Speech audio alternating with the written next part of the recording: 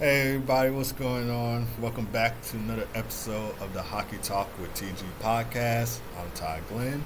So hopefully you guys are having a great Wednesday.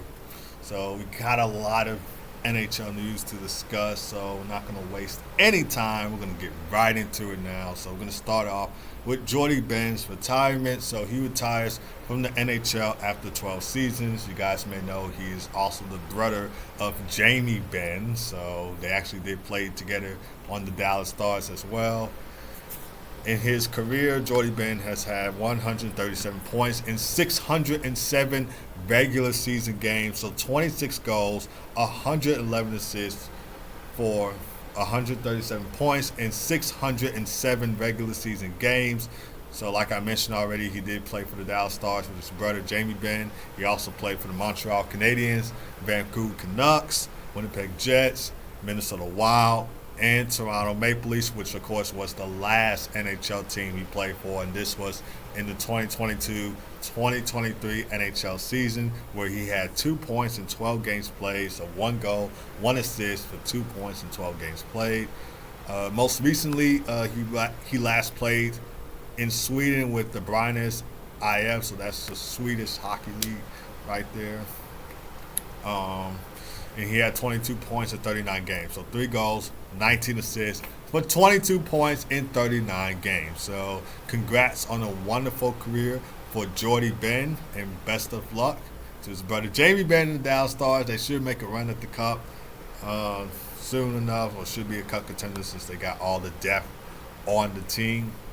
And speaking of depth on team, and speaking of teams in general, we're going to take a look at the Pittsburgh Penguins, how their offseason went. So their record for last season was 38, 32, and 12 with 88 points, and they finished 5th in division, and they missed out on the playoffs last season along with the season before that. So they've been out of the playoffs for like 2 years in a row, and by the team, we could actually see the Pittsburgh Penguins return to the Stanley Cup playoffs. I think they have a good shot at finishing in the wild card spot. May not be one of the top 3 teams in their division, but they have a good shot at finishing in that wild card spot in the Eastern Conference, entering the 2024-2025 NHL season. And Sidney Crosby will be playing his 20th NHL season. You heard me, 20th NHL season for Sidney Crosby. And he said that he feels, quote unquote, pretty optimistic about the new contract. So this will be the final season of a 12-year deal for the Pittsburgh Penguins captain. Of course, Sidney Crosby has done a lot with the Pittsburgh Penguins, such as winning 3 Stanley Cups in 2009, 2016, and 2017. In 2009, he was the youngest captain to win the Stanley Cup. I think he was 20 years old at the time. And he's a 2-time Conn Smythe Trophy winner, so he's won the Conn Smythe Trophy before. In 2016, 2017, that was the back-to-back years where the Pittsburgh Penguins won the Stanley Cup. Of course, 2016 was against San Jose, and 2017 was against Nashville, which they may have a shot at finishing 3rd in the Central Division this year. But anyway, Sidney Crosby's stats from last season: he had 94 points in 82 games, 42 goals, 52 assists for 94 points in 82 games.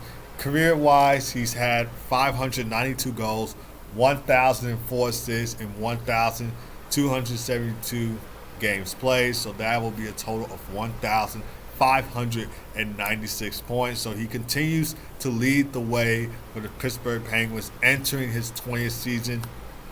And despite his age, Sidney Crosby remains one of the league's most productive players.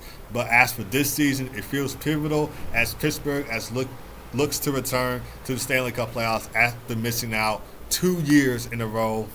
And his leadership will be critical for the Penguins to make that one last playoff push with the aging core of Sidney Crosby, Evgeny Malkin, and Chris Letang. So the trio right there, who's been with each other for a long time. A long time that this trio has played for the Pittsburgh Penguins and for each other.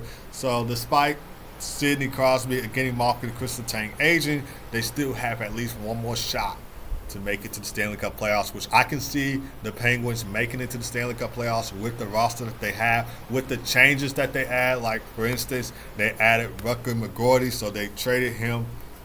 So he got traded to the Pittsburgh Penguins for Braden Yeager, so 2 young prospects right there. And he should add like a youthful spark that Pittsburgh needs desperately because, like I said, they're trying to make it into the playoffs and they're trying to now balance with a developing younger talent like Rutger McGroarty. And they also added Erik Karlsson, who's a veteran on the D pair, so that really strengthened up their defensive firepower.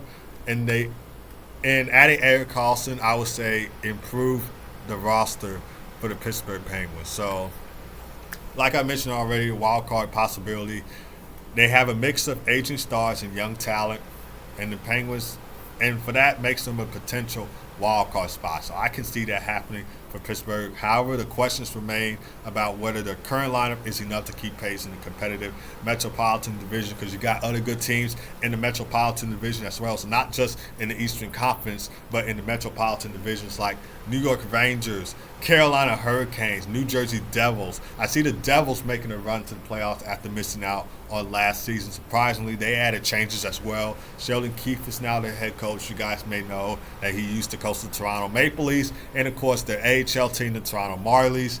And Jeremy Colleton, I should know because he used to coach the Chicago Blackhawks, which I'm a fan of the Chicago Blackhawks. So it's going to be tough for the Pittsburgh Penguins to keep up with track of this Metropolitan Division and, of course, the Eastern Conference. But I really think like players like Rutger McGroarty and other younger players that they possibly might have on the team, that should at least help them lead them back to the Stanley Cup playoffs. And they also got some more players to strengthen their offensive and defensive pair, like adding in Cody Glass from free agency. I think he used to play with Nashville, and of course he was drafted by Vegas. So he brings more offensive playmaking abilities, and he should be in that top, in the first 2 lines, maybe the second or third line. So he should be in the top 2 lines right there for Pittsburgh Penguins. Kevin Hayes, a veteran on the team, so he adds leadership and depth down the center, and he could slot in that 3rd line potentially. Lars Eller, he's a Stanley Cup champion with the Washington Capitals, so he provides valuable defensive capabilities and playoff experience and helping them in critical face-off situations. Blake Lizotte, another solid good player, so he's a hard-working forward for his two-way play, and he adds a little bit of grit to the Penguins' bottom 6, so he can really help that bottom 6 strengthen and become like an even better line for the team. Matt Grzelcyk, they got from the Boston Bruins, really good pickup right there. That can help with that defensive pair. Like I mentioned already, they did add Erik Karlsson, of course, from a season ago. And, of course, adding Sebastian Aho from the New York Islanders. Not the one from the Carolina Hurricanes, but the one from the New York Islanders. And that really, adds depth to the defense. And I think him and Matt Grzelcyk should play together on the same defensive line. So with these acquisitions, this reinforced Pittsburgh's aim to create a balanced playoff-ready lineup as they look to make a push in such a competitive Eastern Conference. Because, like I said, for the Metro, you got the Rangers, you got the Hurricanes, you got the Devils. I really believe the Devils will make a comeback in this playoffs. You even got teams like Florida Panthers, fresh off a Stanley Cup win. You got Toronto, who's probably not going to do much of anything, but of course they're going to make it to the playoffs and then lose. And then you got Boston, despite the Bruins trading away or Linus Olmark's not on the team now. He's on Ottawa. They're still a good team. The Senators, I underestimated them. I think they may have a shot at finishing in the wild card spot. And then you got a young team like the Buffalo Sabres, who I believe can be a playoff team.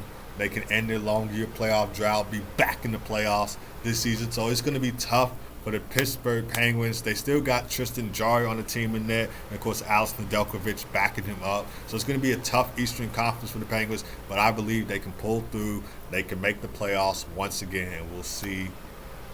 They probably won't have a long playoff run, but we could see them at least in the playoffs. They could make it to at least the second round, if not the conference finals, depending on who else is in the playoffs then if the Pittsburgh Penguins do happen to make it. So we're still going to be staying in the Metro. So we're going to take a look at the New York Islanders all-season outlook. So, of course, they finished third in the division last season, 39, 27, and 16 for 94 points. They made the playoffs, and they got booted out of the first round by the Carolina Hurricanes. So we all knew that was going to happen. They didn't make any big changes except for adding Anthony Duclair, who could slot in on that first line with Matthew Barzal and Bo Horvat. Last season, he notched 42 points in 73 games, both with the San Jose Sharks and Tampa Bay Lightning, because you guys got to remember, he was traded at the deadline from San Jose to Tampa, so he played with both those teams. With San Jose, he had 27 points in 56 games played, so 16 goals, 11 assists for 27 points in 56 games played with the San Jose Sharks. And for Tampa, he notched 15 points in 17 games played, so 8 goals, 7 assists for 15 points in 17 games played with the Tampa Bay Lightning. I'm going to be honest with you guys, and I know Islanders fans are not going to be happy about this, but I really don't see the Islanders making the playoffs again this year. I feel like they only added Anthony Duclair, which was a big pickup, but other than that, I really don't see this team being the playoff team heading into the season. Outside of the top players like Brock Nelson, Matthew Barzal, Bo Horvat, the team lacks consistent offensive production from their bottom six forwards. They have a solid top four in Alexander Romanov, Noah Dobson, Adam Pelech, and Ryan Pulock. So they have a solid four and down, but then other than that, it's just not the defense is just not as good other than the solid top four. And, of course, the team is expecting Scott Mayfield to have a bounce-back season after the tough 2023-2024 NHL season in which he notched 5 points in 41 games played. So he didn't have any goals. He just had 5 assists for 5 points in 41 games played. So he really hasn't been doing that much. And I remember last year when I was watching the Stadium Series, this was the New York Rangers and New York Islanders. P.S. Great game and great comeback win for the New York Rangers. But I know I've been hearing Islanders fans saying, cut Scott Mayfield or get him off the team because he just wasn't really doing as good for the team. And I know the team is expecting to have a bounce-back season, but I don't know. I don't know how it's going to play out for New York. And, of course, the goaltending has to be a strong factor. Ilya Sorokin, Semyon Varlamov, 2 great goalies to watch. And if one of them gets hurt, then it can probably really hurt the team as well. So I just don't see this team making it into the Stanley Cup playoffs. They lack offensive depth. Of course, they lost a great defenseman in Sebastian Aho. Kyle Palmieri is still on the team, and they really desperately need Scott Mayfield to have a bounce-back season to at least be as good as the team. And like I mentioned with the Pittsburgh Penguins, increased competition in the Metro with Carolina, New Jersey, and, of course, the New York Rangers. And, of course, the pressure is on the goalies.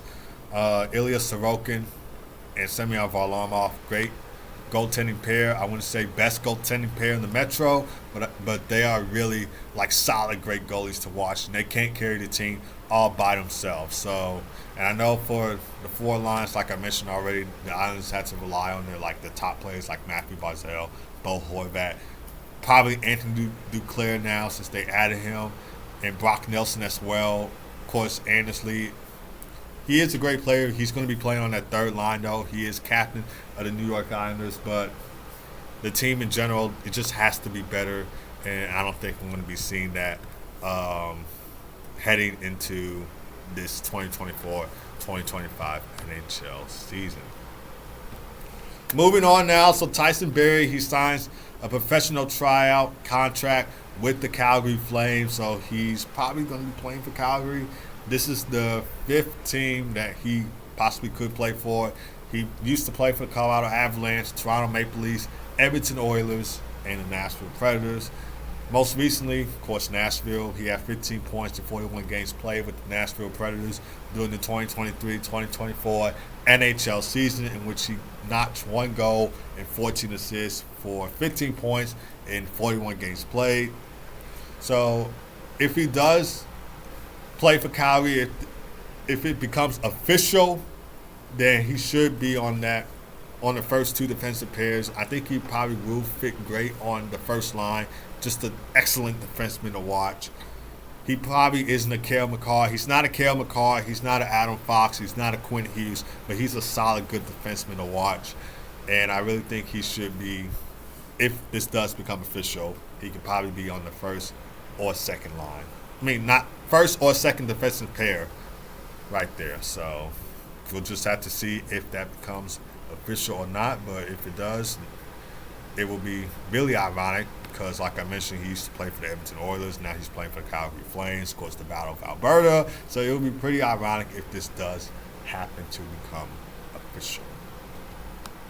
Okay, so the big question on everybody's mind now, will the Tampa Bay Lightning be a Stanley Cup contender without Steven Stamkos? Of course, this is a big question for not just Lightning fans, but of course hockey fans in general, because when we all saw that Steven Stamkos signed a 4-year contract deal with the Nashville Predators, all of us, including myself, were in shock. We didn't think this would happen. I did know that his time in Tampa was going to come to an end based on the way he was just looking around after the Lightning were eliminated from the Panthers in playoffs. He was just staring around, soaking in the moment, and his potential final game then again with the Tampa Bay Lightning. And now he comes over to Nashville. He signs with the Nashville Predators, 4-year contract deal. Victor Hedman recently spoke about this on the departure of Steven Stamkos. So this is what he had to say. It was tough, obviously. We kept in contact a lot. But when it was July 1st and I realized he wasn't coming back, it was shocking, obviously. He is the best to ever wear the Lightning sweater. He had 500 goals, 1,000 points, 1,000 games, 2 cups, multiple awards, and being the captain for more than a decade. But the person himself is going to be missed in the locker room and on the road everywhere. It's going to be a lot different going into the locker room and not seeing him. The Stanley Cup is everyone's goal, obviously, going into the season, but it feels like we have the team to be a contender. So I really think that the Tampa Bay Lightning still could be a contender. Well, I wouldn't say Stanley Cup contender, but for sure a playoff contender. I still believe the Tampa Bay Lightning will make it to the playoffs for sure. Without Steven Stamkos, they're going to get it done. They're still a powerhouse team, even without Steven Stamkos. So I know Tampa Bay Lightning fans are set to see him go, but they are still a powerhouse team without Steven Stamkos. Maybe not Stanley Cup contender, but a playoff contender for sure. The Tampa Bay Lightning will still make it to the playoffs without Steven Stamkos. So I do believe that it will still happen. But I can't wait to see Steven Stamkos return when the Predators come to Tampa to face the Lightning. That tribute is going to be something for Steven Stamkos. So I don't really know when the date is when the Predators face the Lightning in Tampa. But I can't wait for that game. And, of course, all hockey fans will be watching that game as well to see Steven Stamkos back in Tampa facing his former team. And they also added Jake Guentzel to the team, which should add talent to the lineup. Of course, he has 77 points in 67 games played last season with the Pittsburgh Penguins and Carolina Hurricanes. Of course, he was traded to Carolina, so the Penguins traded him to Carolina last season at the deadline. So just with the Penguins, he had 52 points in 50 games played. So 22 goals, 30 assists for 52 points in 50 games played with the Pittsburgh Penguins. And, of course, with the Carolina Hurricanes, he had 25 points in 17 games played with the Hurricanes. So 8 goals, 17 assists for 25 points in 17 games played with Carolina. And, of course, in the playoffs, he had 9 points in 11 games played. So 4 goals, 5 assists for 9 points in 11 games played in the playoffs with the Carolina Hurricanes. And while Andre Vasilevsky is expected to play at an elite level, it just depends on how Tampa's core will go in Steven Stamkos' absence, which I believe they still have a shot at making the Stanley Cup playoffs. They still have a powerhouse team. Even without Steven Stamkos, they're just going to have to rely on the players like Victor Hedman, Nikita Kucherov, Braden Point. They even got Ryan McDonough back on the deep pair. Of course, he did play with Tampa before, winning 2 cups with them. He's back on the team now, so I really think that this will be Tampa's year to still be a playoff contender, even without Steven Stamkos. And, of course, during his time in Tampa, he has been a crucial leader and an offensive force for the Lightning over 15 seasons now with the team, guiding them to back-to-back Stanley Cups in 2020 and, of course, in 2021. One memory I do have of Steven Stamkos is, of course, he was playing that final game or was back in the lineup in 2020 in the bubble and scoring a goal in his return. Of course, he's done a lot with the team over 15 seasons, so it's just like so many to name. And it was nice of him and the Lightning playing the Chicago Blackhawks in 2015 Stanley Cup Final. P.S. Congrats to my Chicago Blackhawks for winning that year. I was really happy for them, but it was an honor for us to be playing Steven Stamkos and the Tampa Bay Lightning in the 2015 Stanley Cup Final that year. And of course, like I mentioned already, Victor Hedman spoke about Steven Stamkos' departure, and I believe he could potentially be the next captain of the Tampa Bay Lightning if the Lightning decide to pick him. I really think he should be getting this role because he is a veteran on the team now.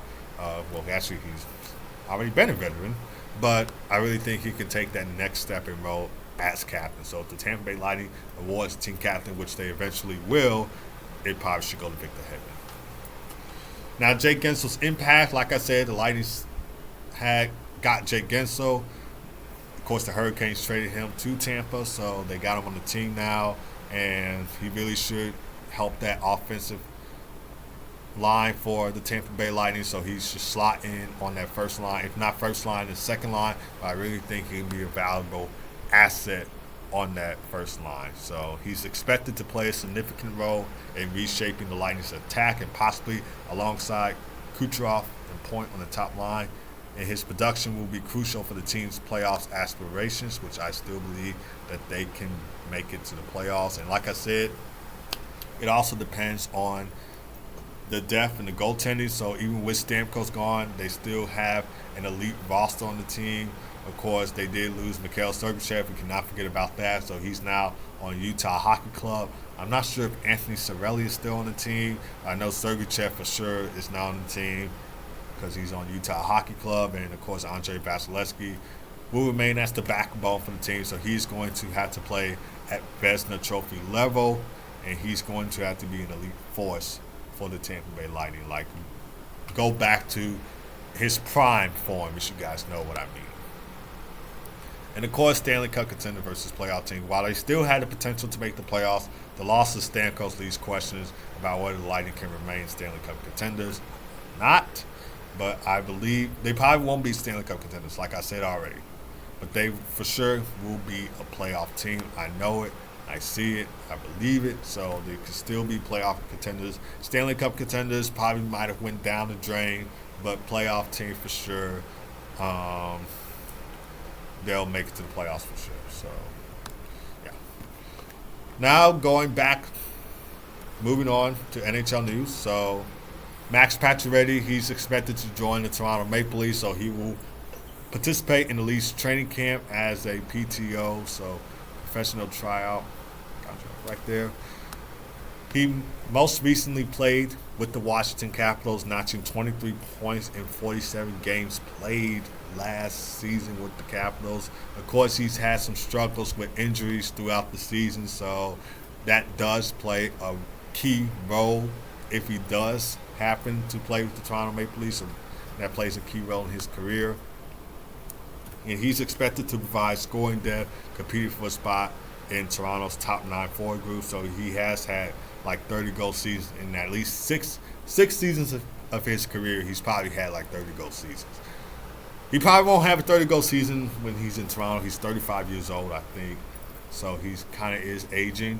But depending on if he's healthy or not, he could be a valuable asset for the Toronto Maple Leafs, given his scoring pedigree, and he could potentially be playing on the same line as John Tavares and William Nylander, or could slot in on that third line. We'll just have to see what happens then. And, of course, like I talked about yesterday on yesterday's episode of the Hockey Talking TG podcast, Adam Larsson is now on the team. He signs a 4-year contract deal with the Seattle Kraken. Of course, he's played with them for 3 seasons now.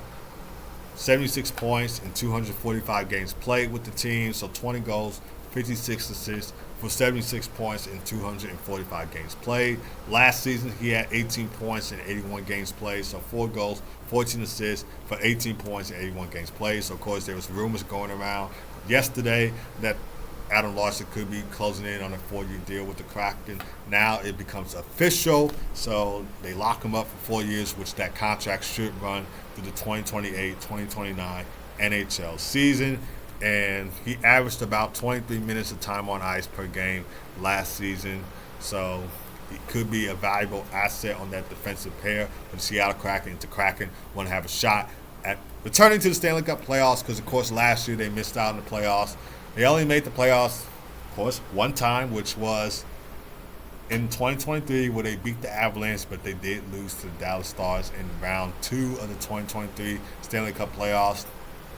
I still think the Kraken might have a shot at returning to the playoffs. They did add Brandon Marchand, who's won the Stanley Cup with the Florida Panthers. So that should really strengthen the defensive pair right there. And, of course, young players like Matty Beniers, Shane Wright can provide some talent on that offensive line for the Seattle Kraken. So, and, of course, Jordan Eberle, a veteran on the team. I really think he should, either him or Matty Beniers should be team captain of the Kraken because, of course, well, I would probably say give it to Jordan Eberle just because he's a veteran. He's been there before.